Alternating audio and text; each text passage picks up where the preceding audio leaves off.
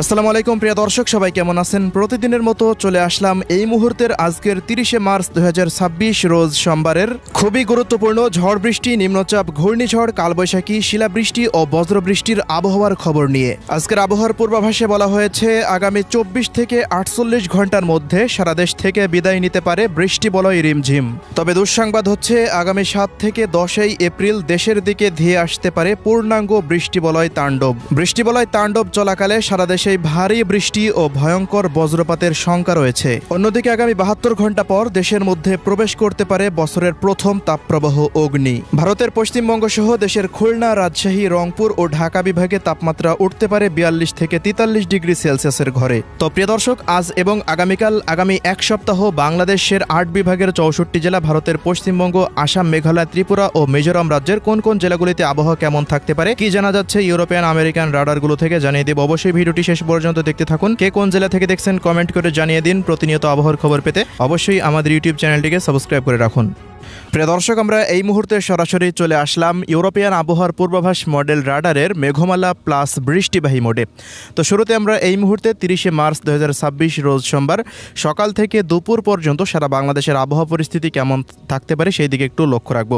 তো প্রিয় দর্শক, দেখতে পাচ্ছি যে সকাল থেকে দুপুরের মধ্যে ঢাকা, মুন্সিগঞ্জ থেকে শুরু করে মাদারীপুর, শরীয়তপুর, গোপালগঞ্জ, টঙ্গীপাড়া, রাজবাড়ী, মানিকগঞ্জ, টাঙ্গাইল, কিশোরগঞ্জ, গাজীপুর, মোট কথা ঢাকা বিভাগের প্রায় 13টি জেলার ওপর দিয়েই আকাশটা কিছুটা মেঘলা থেকে মেঘাচ্ছন্ন অবস্থায় থাকার সম্ভাবনা রয়েছে। অন্যদিকে খুলনা বিভাগের কুষ্টিয়া, মেহেরপুর, চুয়াডাঙ্গা, ঝিনাইদহ, মাগুরা, যশোর, শৈলকুপা, নড়াইল থেকে দেখা যাচ্ছে একেবারেই সাতক্ষীরা, মংলা, বাগেরহাট পর্যন্ত এই সমস্ত অঞ্চলগুলোর আকাশটাও মেঘলা থেকে মেঘাচ্ছন্ন অবস্থায় থাকতে পারে।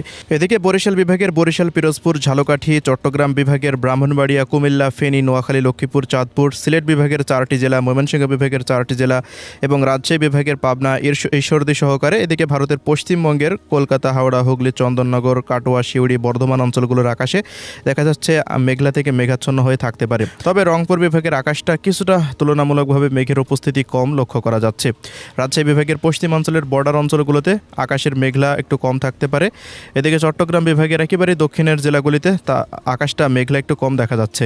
প্রিয় দর্শক, সকাল থেকে দুপুরের মধ্যে ঢাকা, খুলনা, বরিশাল, চট্টগ্রাম, সিলেট, ময়মনসিংহ, রংপুর ও রাজশাহী বিভাগ সহকারে ভারতের পশ্চিমবঙ্গের কোনো অঞ্চলেই তেমন কোনো বড়সড় বৃষ্টিপাতের পরিস্থিতি সৃষ্টি হওয়ার মতো সম্ভাবনা এখন পর্যন্ত দেখা যাচ্ছে না। তবে সারা দেশের আকাশে মেঘের উপস্থিতি বেশি থাকার কারণে রোদের কাজ করতে আপনাদের অনেকটাই সমস্যার সম্মুখীন হতে পারেন।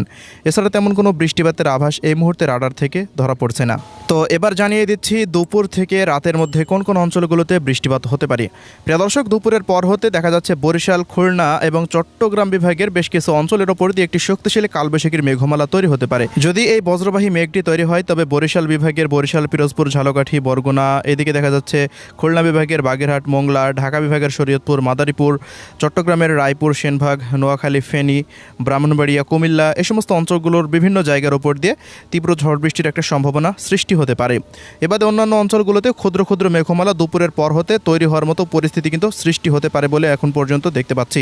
এছাড়া প্রিয় দর্শক, বিকেলের পর হতে সন্ধ্যার মধ্যে দেখা যাচ্ছে ঢাকা বিভাগের দিকে কয়েকটি অঞ্চলে ঢাকা, দোহার, মুন্সিগঞ্জ, ফরিদপুর, শিবচর, মাদারীপুর, মকসেদপুর, গরুনদী, টঙ্গীপাড়া, গোপীনাথপুর, এদিকে বালিয়াকান্দি, পাংশা, শিবালয়, নগরপুর, টাঙ্গাইল, কালীহাটি, সিরাজগঞ্জ, এই সমস্ত অঞ্চলগুলোর আশেপাশ সহকারে মেঘমালা তৈরি হতে পারে।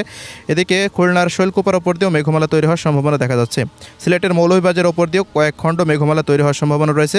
ভারতের পশ্চিমবঙ্গের বর্ধমান, আরামবাগ, চন্দননগর, শান্তিপুর, কলকাতা অঞ্চলগুলোর ওপর দিয়েও কয়েক খণ্ড মেঘমালা তৈরি হতে পারে বজ্রবৃষ্টির। এই মেঘগুলো তৈরি হলে বিভিন্ন অঞ্চলে দফায় দফায় কালবৈশাখী ঝড় এবং বজ্রসহ বৃষ্টিপাত হওয়ার সম্ভাবনা রয়েছে। দর্শক, এবার চলে আসলাম সন্ধ্যার পর হতে রাত 2টা-3টার মধ্যে কোন কোন অঞ্চলগুলোতে বৃষ্টিপাত হতে পারে সে আপডেটে। আমরা দেখতে পাচ্ছি যে রাজশাহী বিভাগে লালপুর, পাবনা, ভেড়া, ভাঙ্গুড়া, তাড়াশ, সিরাজগঞ্জ এই অঞ্চলগুলো, নাটোর, সিংড়ার আশেপাশ দিয়ে বৃষ্টিপাতের সম্ভাবনা। ময়মনসিংহ, শেরপুর, জামালপুর, নেত্রকোনা, সিলেট, সুনামগঞ্জ, মৌলভীবাজার, হবিগঞ্জের বিভিন্ন গ্রাম উপজেলার উপর দিয়ে বৃষ্টিপাত হতে পারে এবং চট্টগ্রাম বিভাগের ব্রাহ্মণবাড়িয়া, কুমিল্লা অঞ্চলগুলোর বিভিন্ন অঞ্চলের উপর দিয়ে বৃষ্টিপাতের আশঙ্কা। খুলনা বিভাগের নড়াইল জেলার আশেপাশ দিয়ে, ঝিনাইদহর আশেপাশ দিয়ে বৃষ্টিপাতের সম্ভাবনা দেখা যাচ্ছে।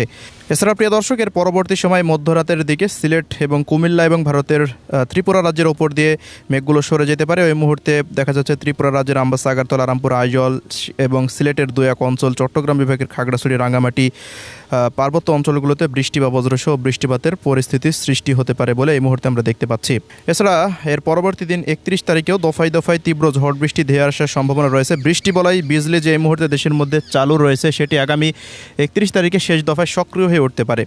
সেটি ভারতের পশ্চিমবঙ্গের দিক থেকে সর্বপ্রথম দেখা যাচ্ছে সক্রিয় হয়ে ওঠার পর আস্তে আস্তে বাংলাদেশের মধ্যে প্রবেশ করতে পারে। ওই মুহূর্তে রাজশাহী বিভাগের রাজশাহী, চাঁপাইনবাবগঞ্জ, নওগাঁ, জয়পুরহাট, আদমদিঘি, নন্দীগ্রাম, নাটোর, পাবনা এই সমস্ত অঞ্চলগুলোতে বৃষ্টিপাতের আশঙ্কা। খুলনা বিভাগের মেহেরপুর, চুয়াডাঙ্গা, ঝিনাইদহ, কুষ্টিয়া এই অঞ্চলগুলো এবং ভারতের পশ্চিমবঙ্গের কলকাতা, খড়গপুর, চন্দননগর, হাওড়া, হুগলি, বর্ধমান, কাটোয়া, শিউড়ি, নলহাটি, দুর্গাপুর থেকে মালদা, উত্তর ও দক্ষিণ দিনাজপুর পর্যন্ত বিশাল আকৃতির একটি মেঘমালা তৈরি হতে পারে এবং এই মেঘগুলো পরবর্তী সময় আস্তে আস্তে বাংলাদেশের মধ্যে ধেয়ে আসার সম্ভাবনা রয়েছে।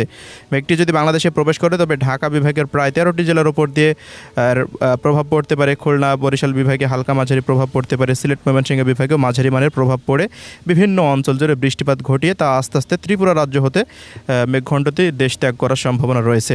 এর পরবর্তী সময়ে আস্তে আস্তে দেশের আবহাওয়া স্বাভাবিক হতে পারে। 1 তারিখের পর হতে দেশে প্রবেশ করবে তীব্র তাপপ্রবাহ অগ্নি।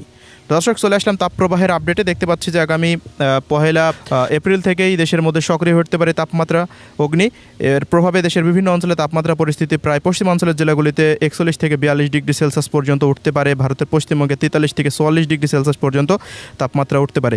তবে সুখবর হচ্ছে আগামী 7 এপ্রিল পর্যন্ত এই তাপপ্রবাহটি চলমান থাকতে পারে। 7 এপ্রিলের পর দেশের মধ্যে প্রবেশ করতে পারে আরও একটি নতুন শক্তিশালী পূর্ণাঙ্গ বৃষ্টি বলয়। তো এই ছিল আজকের আবহাওয়া আপডেট। আল্লাহ হাফেজ।